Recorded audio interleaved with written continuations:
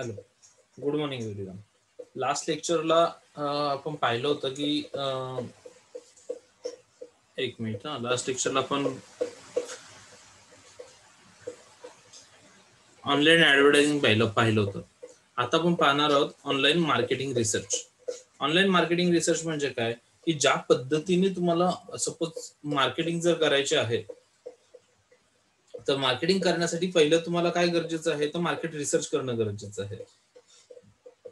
मग market research मध्ये काय असेल तर तुमचं कॉम्पिटिटरचे स्ट्रॅटेजीज, त्याच्यानंतर तुमचं टार्गेट ऑडियन्सचं इंटरेस्ट, सो ह्या सगळ्यानंतर तुमचं टार्गेट मार्केट, सो ह्या सगळ्या गोष्टी तुमच्या रिसर्चच्या दृष्टीने इम्पॉर्टंट असतात मग ज्यावेळेला तुम्ही मार्केटिंग करता. सो मार्केट रिसर्च मध्ये ह्याच गोष्टी ज्या पद्धतीने तुम्ही ट्रेडिशनल यूज करता त्याच पद्धतीने ऑनलाईन सुद्धा मार्केट रिसर्च केला जातो. मग methods of online marketing research, मग ऑनलाईन मार्केटिंग रिसर्चची मेथड कोणकोणत्या आहेत. सो त्याच्यामध्ये त्यांनी दिलेले आहे की 2 मेथड आहेत ज्या की आपण रेग्युलर यूज करतो. त्यातले एक primary and then secondary. Secondary method आपण आधी पाहूयात. सेकंडरी मेथड मध्ये काय येतं की ऑलरेडी कलेक्टेड डाटा आहे तो यूज करणं. म्हणजे काय, सपोज तुम्हाला डाटा हवा आहे एखादा, तर तो गुगलला सर्च करून जे काही आकडे तुम्हाला गुगलला मिळतील तेच तुम्ही तुमच्या रेकॉर्डला घेणं. सो हा झाला तुमचा सेकंडरी डाटा. म्हणजे ऑलरेडी कुठेतरी स्टोअर डाटा आहे, त्यातून एखादा पर्टिक्युलर डाटा तुम्ही घेताय, त्याला म्हणू आपण सेकंडरी डाटा. आणि प्रायमरी डाटा म्हणजे काय की जो तुम्ही स्वतःहून कलेक्ट करताय. आलं लक्षात की जो तुम्ही स्वतःहून कलेक्ट करताय तुमच्या रिसर्चसाठी. मग स्वतःहून जर कलेक्ट करायचा असेल डाटा तर त्याला कोणकोणत्या मेथड यूज करावे लागतील, तर त्याच्यासाठी एक येतं सर्वे, देन ऑब्झर्वेशन, देन येतं फोकस ग्रुप आणि पॅनल. आता या गोष्टी काय आहेत, हे 4 प्रकार काय आहेत आपण पाहूयात. सगळ्यात आधी बघूयात ऑनलाईन सर्वे. ऑनलाईन सर्वे म्हणजे काय, तर ऑनलाईन सर्वे म्हणजे तुम्ही एखादा फॉर्म घेताय, तो फॉर्म एखादा पुढे सबमिट करताय आणि त्याच्यातून काय करताय तुम्ही, किंवा एखादा वेब फॉर्म बनवताय, एखादा मेल पाठवताय आणि तुम्ही कस्टमरचे फीडबॅक घेताय. म्हणजे तुम्ही सर्वे घेताय आणि त्याच्यावरून तुमच्या लक्षात येतं की तुम्हाला काय डेव्हलप करणं एक्झॅक्ट गरजेचं आहे त्याच्यामध्ये. जसं की आता ज्यावेळेला आपले झूमच्या मीटिंग चालू आहेत, तुमचे लेक्चर चालू आहेत, प्रत्येक लेक्चर नंतर तुम्ही फीडबॅक फॉर्म भरताय. मग हा फीडबॅक फॉर्म कशासाठी, तर हा एक छोटासा सर्वे आहे की जेणेकरून त्या सर्वे थ्रू आम्हाला कळेल की आम्हाला काय डेव्हलप करण्याची गरज आहे. सो ह्यालाच म्हटलं जातं मार्केट रिसर्च. ओके, तो ऑनलाईन सर्वे हा एक प्रकार झाला. Second, online observation. ऑब्झर्वेशन म्हणजे काय की ज्या वेळेला मी माझं प्रोडक्ट, जसं अमेझॉनचे काही प्रोडक्ट्स आहेत म्हणा, ते ज्यावेळेला सेल करतात त्याच्या खाली कस्टमर्सला न सांगता कस्टमर फीडबॅक देतो. मग हे कस्टमरचे फीडबॅक जे आहेत ते ऑब्झर्व करणं की कस्टमरला एक्झॅक्ट त्या प्रोडक्ट विषयी काय वाटतं. मग हे काही कस्टमर कडून भरून घेतलेला फॉर्म नाहीये, तर त्यानं जे काही तो त्याला जे काही तुमच्या प्रोडक्ट विषयी वाटतंय काय एक्झॅक्ट त्याच्यात आहे. सो हे ऑब्झर्वेशन आहे. ऑब्झर्वेशन मधून सुद्धा बऱ्याच वेळा काय होतं की माझा प्रोडक्ट मार्केटिंग स्ट्रॅटेजी किंवा प्रोडक्ट डिझाईन किंवा वेबसाईट डिझाईन ह्या गोष्टी चेंजेस करण्याचा एक थोडक्यात मला एक रिझल्ट मिळतात त्या ऑब्झर्वेशन मधून की मला चेंजेस करणं गरजेचं आहे की नाही.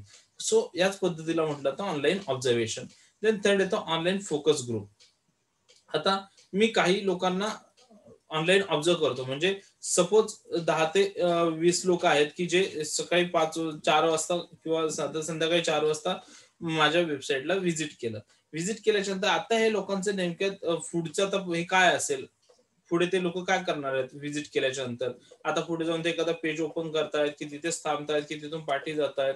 सो हे झालं माझं त्या ग्रुपला फोकस करणं की तो ग्रुप एक्झॅक्ट काय करतोय, ते 20 जण एक्झॅक्ट काय करतात. मग त्याच्यावरून मला अंदाज लावता येऊ शकतो की जर 20 जण अशा पद्धतीने करतात तर बाकीच्यांना काय प्रॉब्लेम्स असेल.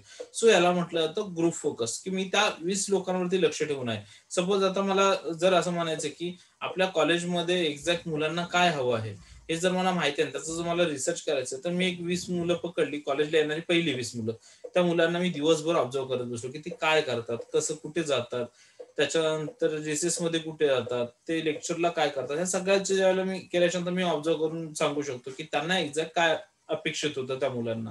आणि त्यांनी एक्झॅक्ट त्याच्या पद्धतीने मग मी बाकीच्यांचा अनुमान लावू शकतो, प्रेडिक्शन लावू शकतो की बाकीच्यांना कॉलेजकडून काय अपेक्षित आहे, ते कुठे चुकतात एक्झॅक्ट, मग त्यांच्या चुका कशा सुधारल्या पाहिजेत. सो ह्यालाच म्हटलं जातं focus group, online focus group. Then येतं online panel.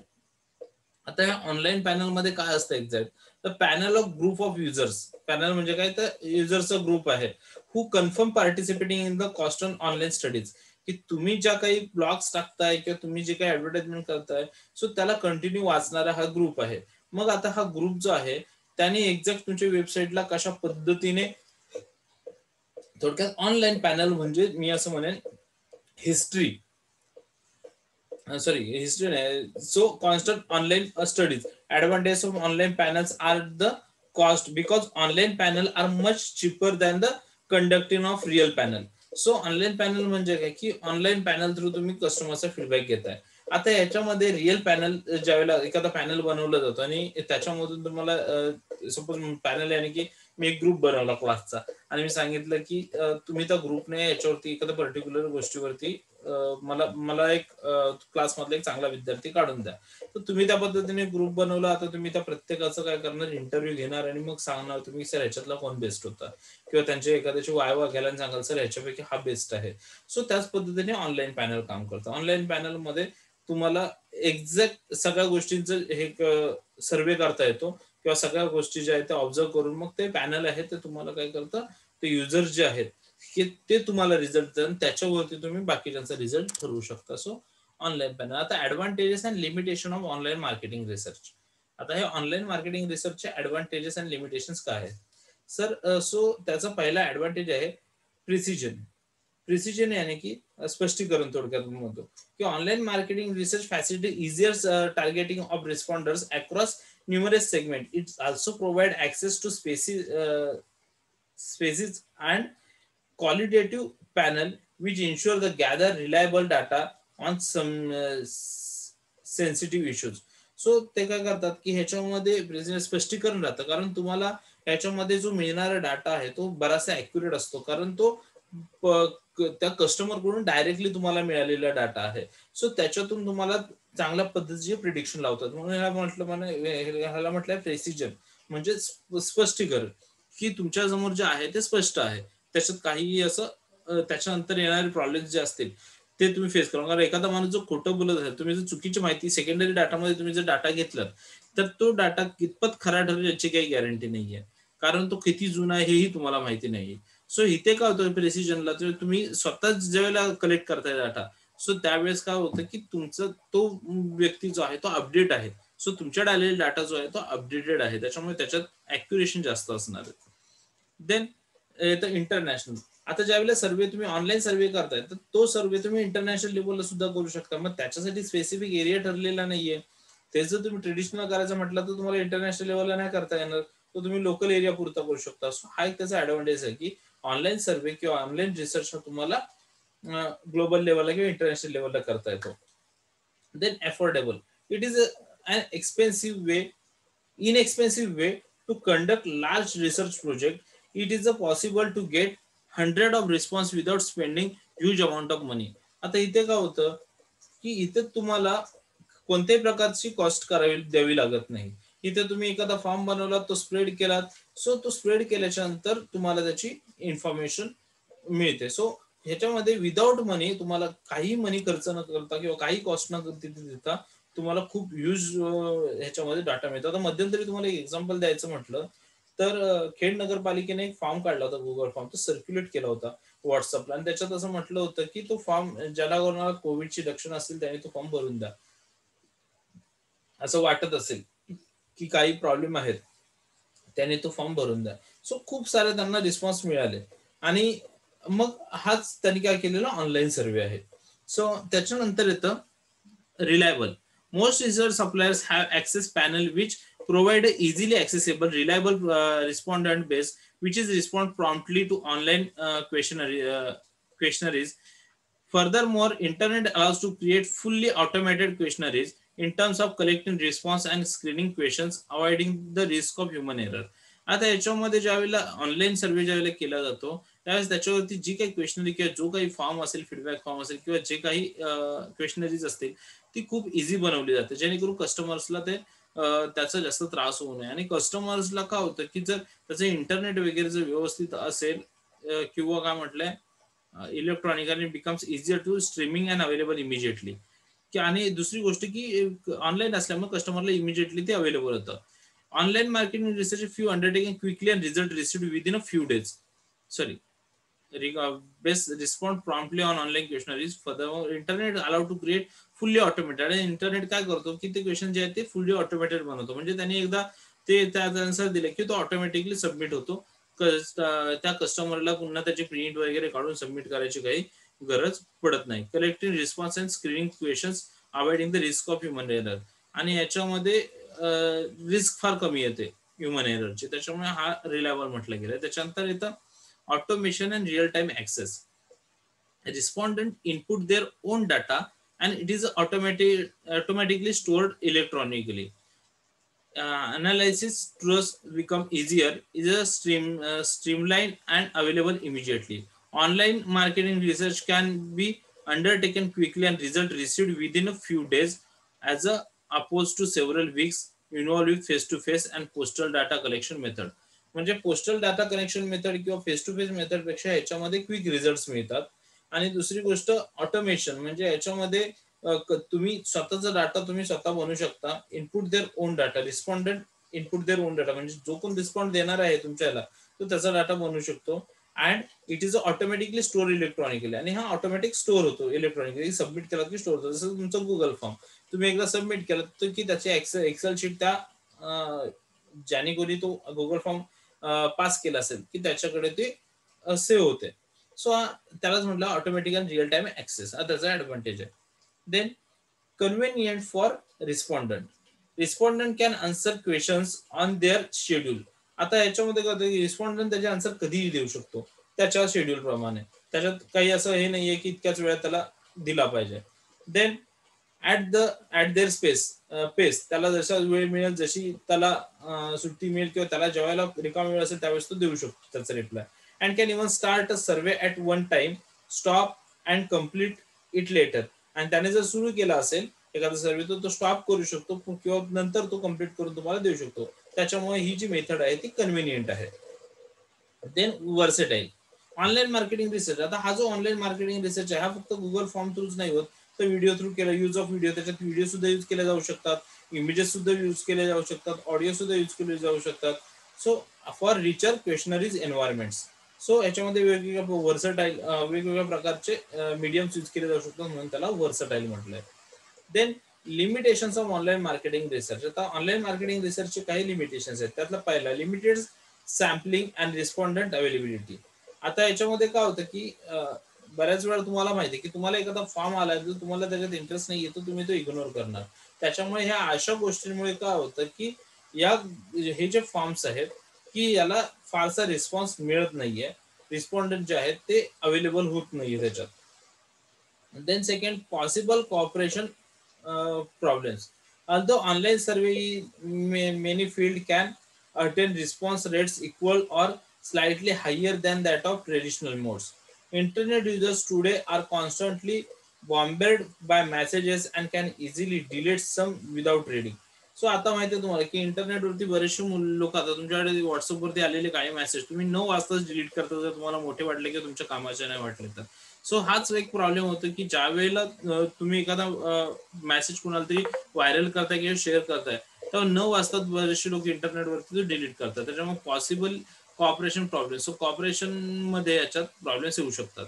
Then no interviewer. Since there is no train interviewer to clarify and probe it can possible leads to less reliable data. Suppose तुम्ही एखादा क्वेशनरी बनवून टाकलेली आहे तर त्या क्वेश्चन मध्ये exact तुम्हाला आन्सर काय हवं आहे हे जर समोरच्याला रिस्पॉन्डंटला कळालं नाही तर तिथे समोर इंटरव्ह्यूअर नाहीये जो की त्याला समजावून सांगेल.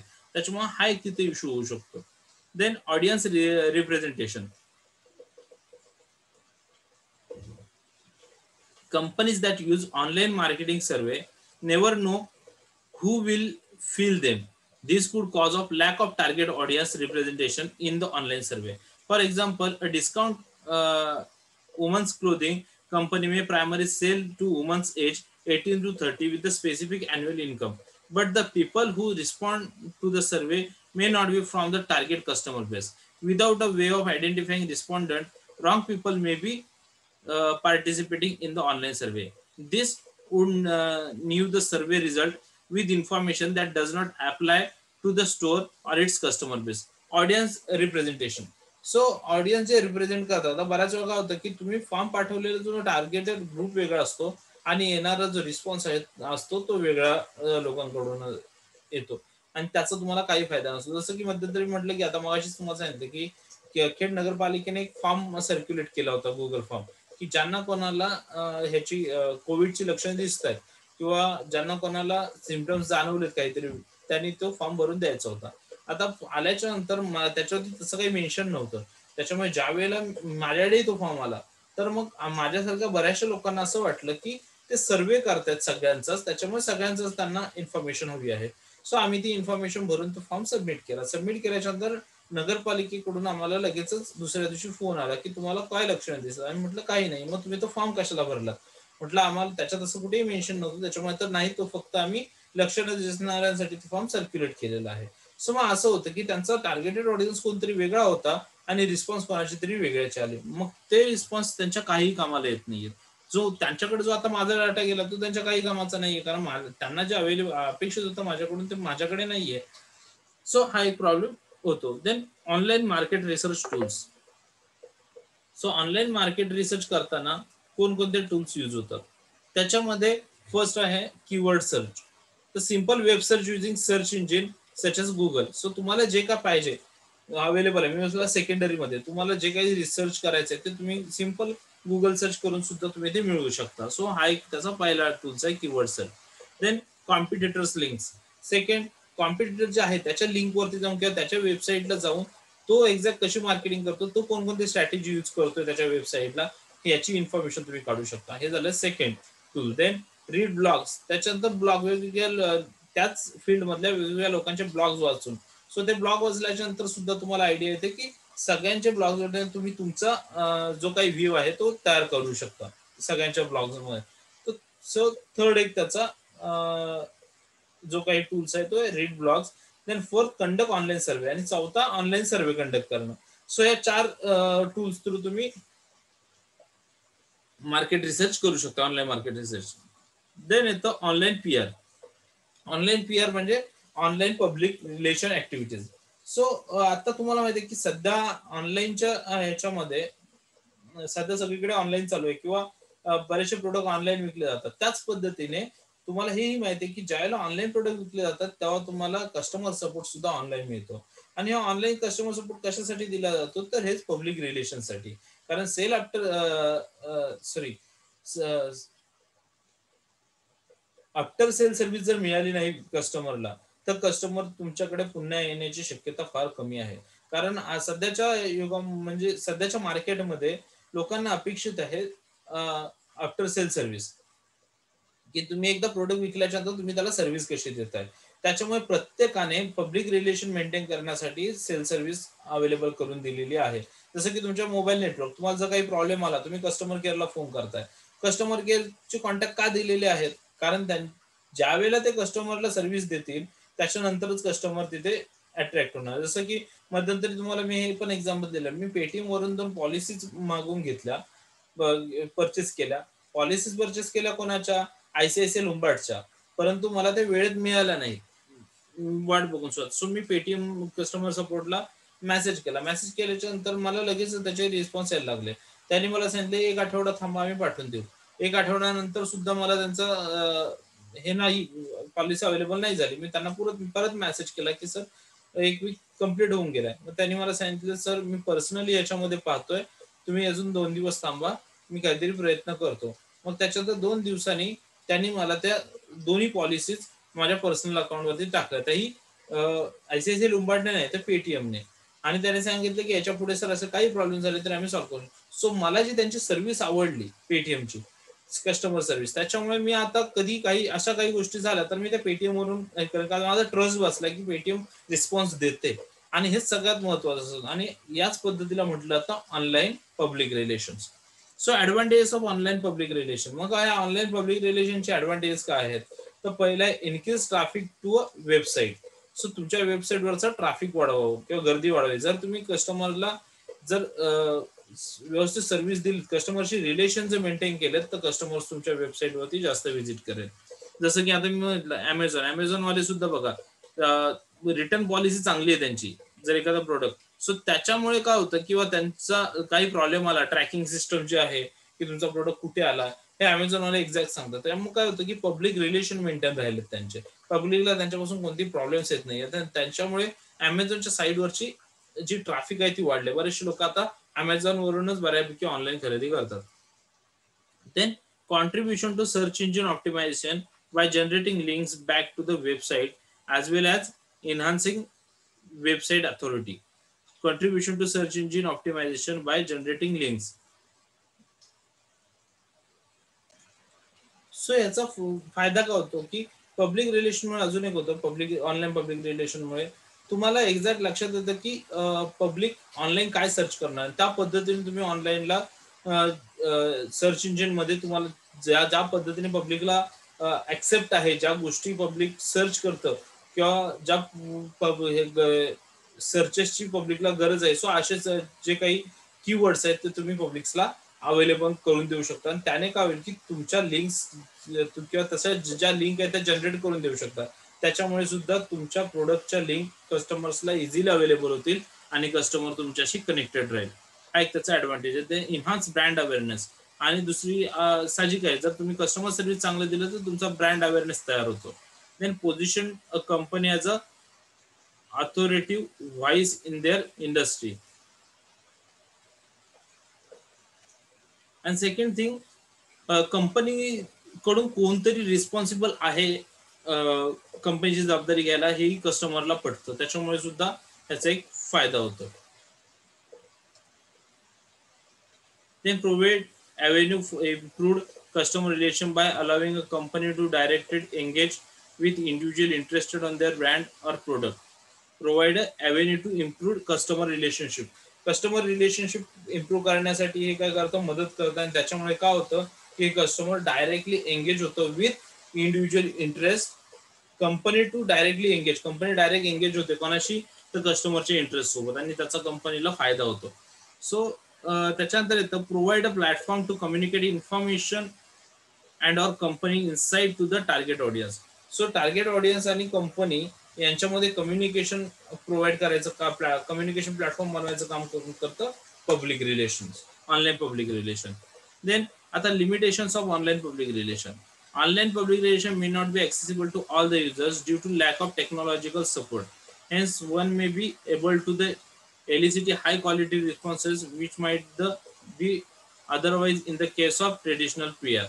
सो बऱ्याच वेळा ज्यांच्याकडे इंटरनेट अवेलेबल आहे, ज्यांच्याकडे चांगलं पीसीज अवेलेबल आहेत किंवा ज्याच्याकडे चांगलं हाय टेक्नॉलॉजी अवेलेबल आहे, असेच लोक याला रिस्पॉन्ड करू शकतात. ऑफलाईन याला रिस्पॉन्ड करू शकत नाही, मग त्या लोकांना ट्रेडिशनल पब्लिक रिलेशनच द्यावं लागतं. हा एक त्याचा डिसएडव्हान्टेजेस आहे. Then online public relation may be at times very risky. It may generate opposite result unless the management has done the risk assessment well in advance and has adopted strategy to minimize such risk. आता बऱ्याच वेळा काय होतं की public रिलेशनचं, की जर वेळेवरती कस्टमर्सला त्याचं हे मिळालं नाही, काही रिप्लाय मिळाला नाही, तर त्याचा निगेटिव्ह इम्पॅक्ट सुद्धा मार्केटमध्ये पडू शकतो. पब्लिक रिलेशनचा किंवा पब्लिक रिलेशन मध्ये समोरच्या जो कोणी तुमचा सपोर्टर असेल, सो त्याने जर काहीतरी कमेंट करताना त्याच्यातून काहीतरी निगेटिव्ह केलं, काही प्रॉब्लेम झाले, तर तेही कंपनीला प्रॉब्लेमॅटिक ठरू शकतो. Then promotional message in case of online media must be carefully drafted. Are chances that the final message may not be what the marketer had planned previously. The promotion messages in case of online media must be carefully drafted. So ज्यावेळेला तुम्ही online media through promotion करताय, की त्यावेळेस जो तुमचा promotional जो काही message बनवणार आहात तुम्ही प्रमोशनसाठी कंपनीच्या, तो सगळ्याचा विचार करून ड्राफ्ट केला पाहिजे. अदरवाईज काय होईल की तो जर चुकीचा असेल तर या सगळ्याला रिस्पॉन्सिबल तो पब्लिक रिलेशन ठरेल, पब्लिक रिलेशन चुकीचं तयार होईल. Then the ability to reach thousands of millions of people has made online PR a powerful tool, but it also made jobs of people involved in PR more difficult, especially in case of an attack on integrity of their clients. It is difficult to restore a client reputation if the first page of search engine result at it may have a damaging impact. काय म्हटलं, the ability to reach. So याच्यामध्ये काय म्हटलेलं आहे की online public रिलेशनमुळे काय झालं की बरेचसे लोक म्हणजे जो क्लाउड होता क्लायंटचा, जो ट्रॅफिक होतं ते खूप वाढलंय.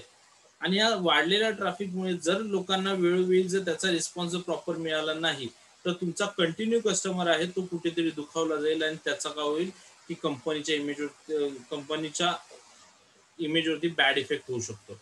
सो हा एक त्याचा डिसएडव्हान्टेज. देन येतं वेब अनालिटिक्स.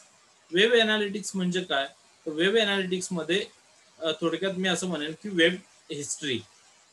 काय म्हणतोय की वेब अनालिटिक्स म्हणजे वेब हिस्ट्री, की तुम्ही एक्झॅक्ट तुमचा कस्टमर आहे, तो कस्टमरने तुमच्या प्रोडक्ट पर्यंत पोहोचला, तुमच्या वेबसाईट पर्यंत पोहोचला, वेब पेज पर्यंत पोहोचला, तर तो कसा पोहोचला, त्याने कीवर्ड मध्ये एक्झॅक्ट काय सर्च केलं, त्याने कोणतं सर्च इंजिन यूज केलं, त्याच्यानंतर तो वेबसाईटला आला, वेबसाईटला तो किती वेळ त्याने व्हिजिट केली, त्यानंतर वेबसाईटवरती व्हिजिट करून त्याने कोणकोणते पेजेस ओपन केले, कोणकोणत्या पेजला त्याने किती वेळ व्हिजिट केली, त्या सगळ्याचा डाटा वेब अनालिटिक्स थ्रू कंपनीला मिळत असतो. आता याचा फायदा काय होता, तो ऍडव्हान्टेज ऑफ वेब अनालिटिक्स. ह्या वेब अनालिटिक्सचे फायदे काय आहेत?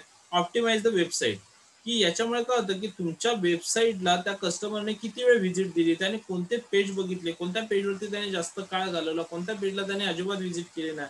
सो या बऱ्याचशा गोष्टींमधून तुम्हाला एक रिझल्ट मिळतो की एक्झॅक्ट तुमच्या कोणत्या पेजला काय प्रॉब्लेम आहे, किंवा कोणत्या पेजला कमी व्हिजिट होतात, किंवा तुमच्या वेबसाईटमध्ये काय चुकीचं आहे, की त्याच्यामुळे तुम्ही वेबसाईटमध्ये काय काय चेंजेस करू शकता. सो हा एक त्याचा ऍडव्हान्टेज आहे. देन येतं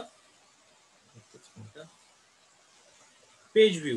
tracking the website page views show how many people visit the site daily, की तुमच्या वेब पेजला डेलीला किती लोक व्हिजिट करतात. And more importantly which pages are the most popular among the visitors, आणि त्या वेबसाईटवरचे कोणते पेजेस व्हिजिटर जास्त पाहतात, कोणते पेजेस त्याच्यावरचे पॉप्युलर आहेत. After learning this information they can take necessary steps to provide more of what the visitors want. आणि या सगळ्यातून तुम्हाला काय होतं की एक डाटा मिळतो, आणि त्याच्यामुळे तुम्हाला कळतं की अजून कस्टमरला काय वेगळं आपल्याला देता येईल, किंवा कस्टमरला कशाची गरज आहे. Then advertising. Many websites really and advertising earn revenue today because of web analytics. Website has to potential of increasing its revenue to provide this statistical data to potential advertisers. Not only will a high visitors count allow the website administrator to change the more for ads. Clear statistical showing that is high percentage of visitors come from a certain geographic area in appealing the businessman to advertise. So advertiser जो तुमचा असतो त्याला याच्यामुळे काय होतं की तुमच्याकडे statistical data collect होतो, आणि तुम्ही हा स्टॅटिस्टिकल डाटा तुमच्या ऍडव्हर्टायझरला देऊ शकतात. मग त्याच्यामुळे त्याला एक्झॅक्ट कळतं की कोणता जो ग्रुप आहे की जो तुमच्या वेबसाईटला जास्त व्हिजिट देतो, कोणता ग्रुप तुमच्या वेबसाईटमध्ये इंटरेस्टेड आहे, कोणत्या ग्रुपला एक्झॅक्ट काय तुमच्या वेबसाईट मधून हवं आहे. त्या पद्धतीने एखादा बिझनेसमॅन त्याचं जे ऍडव्हर्टाइज काय म्हटलं त्यांनी ऍडव्हर्टाईज जी आहे ती अट्रॅक्टिव्ह कशी बनवते याच्याकडे सुद्धा त्यांचा एक विचार करता येतो, किंवा त्याच्यासाठी एक वे मिळतो. Then traffic. The company is able to get information about the visitors to their website in addition to seeing how much traffic the sites receive. Analytics shows how people find the site, how long they stay, and so on. This information is especially important in case of commercial sites. For example, if the company realizes that the significant amount of traffic arrives through social networking, they should consider investing more in social media. आता याच्यामध्ये काय होतं की तुमचं traffic exact कुठून येतंय, की तुमच्या वेबसाईटला व्हिजिट करणारा पर्सन त्याने काय सर्च केलं आणि कोणत्या साईटवरून तो तिथपर्यंत पोहोचला. याचा एक एक्झाम्पल घ्यायचं झालं तर एखादा सपोज तुम्ही एखादा हे केला स्टॅटिस्टिकल डाटा काढला, आणि याच्यातून तुमच्या लक्षात आलं की सोशल नेटवर्किंग साईटवरून व्हिजिटर जास्त येतात आपल्या इथे. तर नेक्स्ट टाइम तुम्ही ऍडव्हर्टाइजमेंट करताना किंवा मार्केटिंग करताना तुम्ही सोशल नेटवर्किंग साईटवरती जास्त विचार करा, किंवा त्याच्यावरती जास्त खर्च करा, जेणेकरून तुमचं ट्रॅफिक वाढायला हवं. Then helps to formulate sales and e-marketing plan. Web analytics assist in the preparation of an e-marketing plan. This will be more effective because the plan will be based on solid facts and not mere probabilities. The company will precisely know what is popular on the sites and what the market likes and wants. By trading highly viewed items, one can know which features receive the highest interest. So तुमच्या ह्याच्यातून लक्षात येतं की customers ला तुमच्या website मधून exact काय हवं आहे, कोणत्या गोष्टीमध्ये कस्टमर जास्त इंटरेस्ट घेतोय, मग किंवा कोणत्या फीचर्स मध्ये तुमच्या कस्टमरला जास्त इंटरेस्ट आहे प्रोडक्टच्या, त्या पद्धतीने तुम्ही प्रोडक्टचा तो फीचर्स चेंज करू शकता किंवा तुमच्या मार्केटिंग प्लॅनिंग आहे ते चेंज करू शकताय, की ज्याच्यामुळे तुमच्या सेल्स वाढण्यासाठी मदत होते किंवा तुमच्या मार्केटिंग प्लॅनिंग जे आहे ते अजून चांगल्या पद्धतीने तुम्ही प्लॅन करू शकताय. देन येतं लिमिटेशन्स ऑफ वेब अनालिटिक्स. याचं लिमिटेशन तसं एकच आहे, काय आहे तर टाइम कन्झ्युमिंग. कारण याच्यात वेळ खूप जातो. कारण एका व्ह्यू वरून तुम्ही ठरवू शकत नाहीयेत की ह्या सगळ्या चेंजेस, याच्यासाठी तुम्हाला फार वेळ द्यावा लागतो. त्याच्यानंतर ज्यावेळेला मोठा डाटा तुमच्याकडे कलेक्ट होतो त्याच्यानंतरच तुम्ही त्याची स्टॅटिस्टिकल ज्या डाटा आहे तो रिप्रेझेंट करू शकता. Then limitations of web analytics ते झालं. Then steps in web analytics process. आता स्टेप वेब अनालिटिक्स प्रोसेस जो आहे ते कशा पद्धतीने चालते. फर्स्ट वन की तुम्ही हा जो डाटा तुम्हाला मिळतो की कोणत्या वेबसाईट वरून कोणी किती व्हिजिट केला, किती वेळ थांबला, हा जो डाटा आहे तो तुम्ही कलेक्ट करता. डाटा सगळा कलेक्ट झाल्याच्या नंतर काय processing of data into information. त्याच्यानंतर तुम्हाला एक्झॅक्ट कोणता डाटा हवा आहे, तुम्हाला व्हिजिटर्सने किती टाइम दिला तो डाटा हवा आहे, तुम्हाला किती व्हिजिटर्स झाले तो टाइम हवा आहे, किंवा तुम्हाला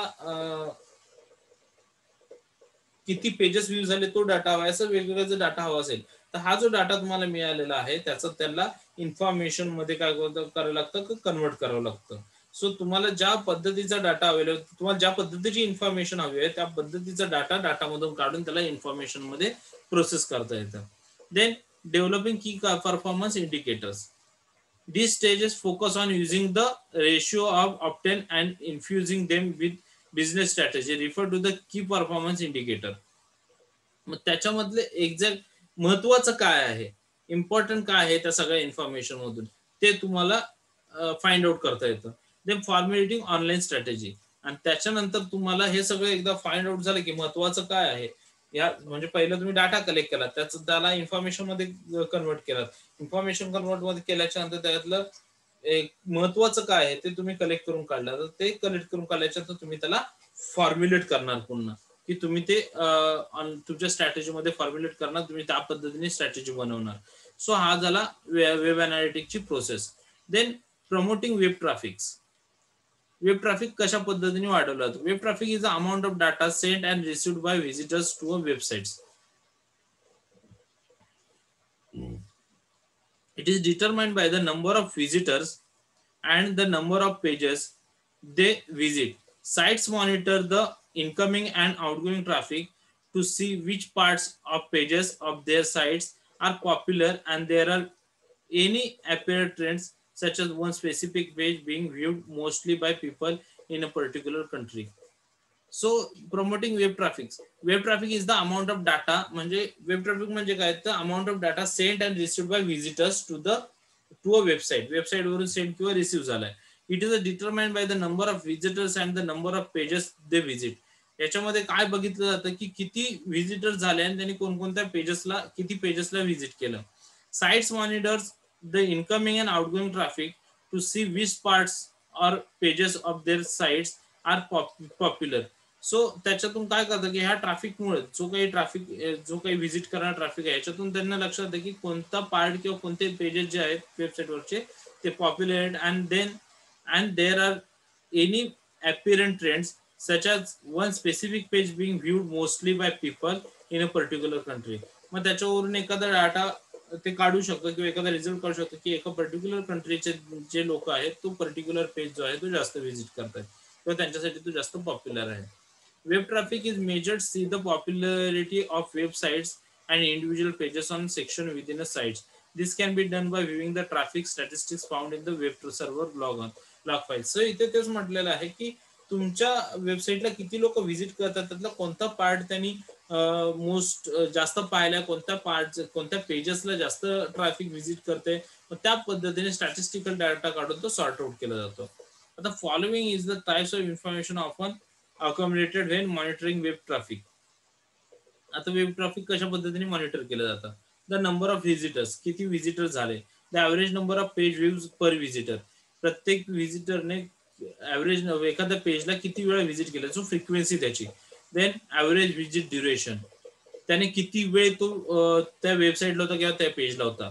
ॲव्हरेज पेज ड्युरेशन, त्याने किती वेळ, आता ॲव्हरेज व्हिजिट ड्युरेशन, त्याने किती वेळ व्हिजिट केली. देन ॲव्हरेज पेज ड्युरेशन, एखादा पेज किती वेळ त्याने ओपन ठेवला. Then domain classes, all level of the IP addressing information required to deliver web pages and content. So domain, beta, all levels of the IP addressing information required to deliver web pages and content.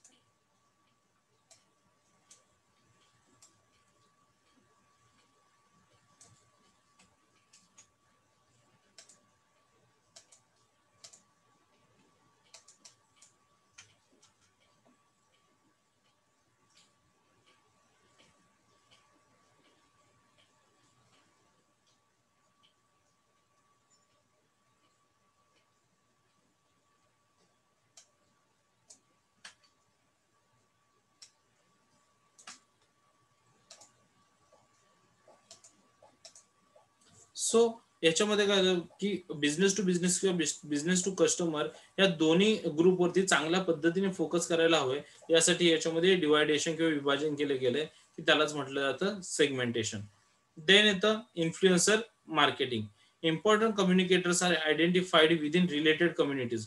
तुमच्या कम्युनिटीमधून असं important communicator कोण आहे की ज्याच्यावरती लोक जास्त विश्वास ठेवतात किंवा ज्याचा प्रभाव समोरच्या, ज्याचा चांगला इम्पॅक्ट, पॉझिटिव्ह इम्पॅक्ट समोरच्या ऑडियन्सवरती पडतो.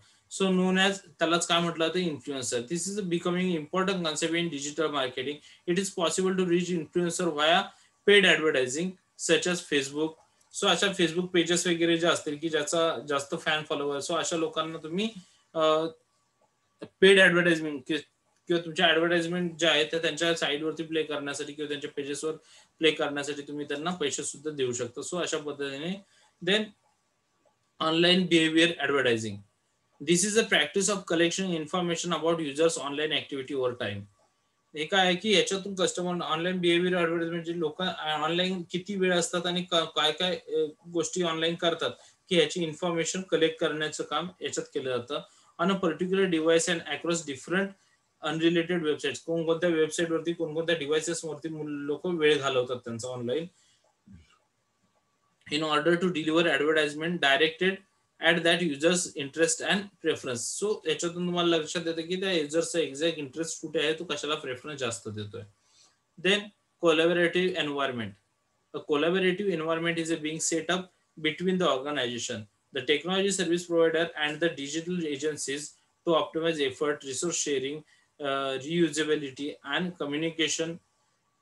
Additionally, services they would prefer their company website there, where the organization invites people to share ideas that are then evaluated by the other users of the sites. The most popular ideas and implementation in some form. Using this method of acquiring data and developing new products can foster the organization relationship with the customers. Collaboration environment म्हणजे की कोणत्या environment कंपनीसाठी चांगलं आहे, त्या environment मध्ये जाऊन तिथले जे क्लायंट आहेत किंवा तिथले जे कस्टमर्स आहेत किंवा तिथले जे व्हिजिटर्स आहेत की त्यांना एकत्र करून तुमच्या कंपनीचं किंवा तुमच्या प्रोडक्टची ऍडव्हर्टाइजमेंट करून त्यांच्यापर्यंत तुम्ही तुमचा प्रोडक्ट पोहोचून त्यांच्याशी रिलेशन मेंटेन करणं हे कोलॅबोरेटिव्ह एन्व्हायरमेंट मध्ये येतं. Then remarketing. Remarketing plays a major role in digital marketing. It is allow marketer to publish targeted ads in front of the interest category or a defined audience, generally called searches in the web language. These people have either search for a particular product or service or visit a website for some purpose. So ज्या वेळेला remarketing, एखाद्याने जर तुमच्या वेबसाईटला visit केले किंवा एखाद्याने तुमच्या वेबसाईट सर्च केले, सो अशा लोकांना तुम्ही पुन्हा एकदा पर्सनली, अशा लोकांचा डाटा तुमच्याकडे अवेलेबल असतो वेब अनालिटिक्स थ्रू, तुम्ही तो डाटा मिळू शकता आणि त्याच्या थ्रू त्यांच्यापर्यंत पुन्हा मार्केटिंग तुम्ही करू शकता, जेणेकरून त्यांना पुन्हा तुम्हाला अट्रॅक्ट करता आली येईल. Then last one, game advertising. Game advertisement are advertisement that exist within computer or video games. One of the most common example of in-game advertising is billboard appearing the sports games. The helps in capturing attention of the users and conveying him to a customer. So game advertising म्हणजे काय की तुम्ही ज्याला मोबाईलवरती किंवा PC वरती game खेळत असता त्याच्यामध्ये काही ऍडव्हर्टाइजमेंट असतात. आता बिलबोर्ड ऍडव्हर्टाइजमेंट म्हणजे काय की ज्या वेळेला तुम्ही गेम्स खेळत असता त्याच्यामध्ये प्रत्येक वेळेस बघा 15 सेकंडचा किंवा 20 सेकंडचा एक स्पॉट येतो आणि त्याच्यामध्ये तुम्ही चेंज पण नाही करू शकत. तुम्हाला बघणं कंपल्सरी असतं, तो व्हिडिओ असेल किंवा काही. मग अशा वेळेस ते ऍडव्हर्टाइजमेंट कसं होतं की तुम्हाला अट्रॅक्ट करते, कारण 15 मिनिटं तुम्ही त्याच्यावरती 15 सेकंड किंवा 30 सेकंड तुम्ही त्याच्यावरती अट्रॅक्ट राहता. त्याच्यामुळे कधी कधी तुमच्या असं नकळत तुम्हाला अशी इच्छा होते की तो गेम मी डाउनलोड करावा किंवा त्या वेबसाईटला व्हिजिट करावं. सो त्याला म्हटलं जातं गेम ऍडव्हर्टायझिंग. सो हे जे आहेत हे सगळे latest development and strategy in digital market. So digital मार्केटमध्ये लेटेस्ट यूज केल्या जाणाऱ्या स्ट्रॅटेजीज आणि डेव्हलपमेंट्स आहेत. सो आता इथे दिसतंय तुम्हाला याच्यामध्ये हे 3 क्वेश्चन जे आहेत याचे मी हे अंडरलाईन केलेले आहेत 3 क्वेश्चन. हे 3 क्वेश्चन तुम्ही असाइनमेंट मध्ये घेणार आहात आणि इथे आपला सिलेबस संपलेला आहे ई कॉमर्सचा. जर काही डाऊट्स असेल तर मला विचारा किंवा मला पर्सनली तुम्ही जे काही मेसेज करून विचारू शकता. तुमच्या प्रोजेक्टकडे सुद्धा लक्ष द्या. प्रोजेक्ट सुद्धा महत्वाचा आहे. जर तुम्हाला असं वाटत असेल की पर्टिक्युलर टीचर तुमचा गाईड व्हावा तर त्याच्याशी लवकरात लवकर तुम्ही कॉन्टॅक्ट करा. अदरवाईज तुम्हाला मग तो गाईड मिळणार नाही, कारण प्रत्येक गाईडला मुलं मोजून दिलेली आहेत 7 ते 8. सो त्याच्या व्यतिरिक्त 7 असतील, 8 असतील, 10 असतील काही. सो त्याच्या व्यतिरिक्त एकदा त्याचा की कोटा फुल झाला की त्याच्यानंतर तुम्ही त्याच्याशी अप्रोच करू शकत नाही किंवा तो तुम्हाला गाईड म्हणून अवेलेबल होऊ शकत नाहीये ते टीचर्स. त्याच्यामुळे लवकरात लवकर तुम्हाला त्या प्रत्येक टीचरशी कॉन्टॅक्ट करून तुमचा गाईड अलोकेट करून घ्या. सो आता करतोय. सो हे क्वेश्चन बघा, what do you mean by digital marketing, discuss its evaluation. काय आहे? What do you mean by digital marketing, discuss its evaluation. Second आहे explain the advantages and limitations of digital marketing. Explain the advantages and limitations of digital marketing. आणि third one आहे what do you mean by search engine optimisation. What do you mean by search engine optimization? Discusses advantages and limitations. Okay. So आणि तुम्हाला assignment compulsory आहेत, कारण त्याच्यावरती तुमचे internal marks नंतर depend राहतात. असाइनमेंट्स आणि वायवा. तुम्ही आता टीवायला आहात त्याच्यामुळे सिरियस राहा थोडेसे. ओके. थांबूयात आता आपण.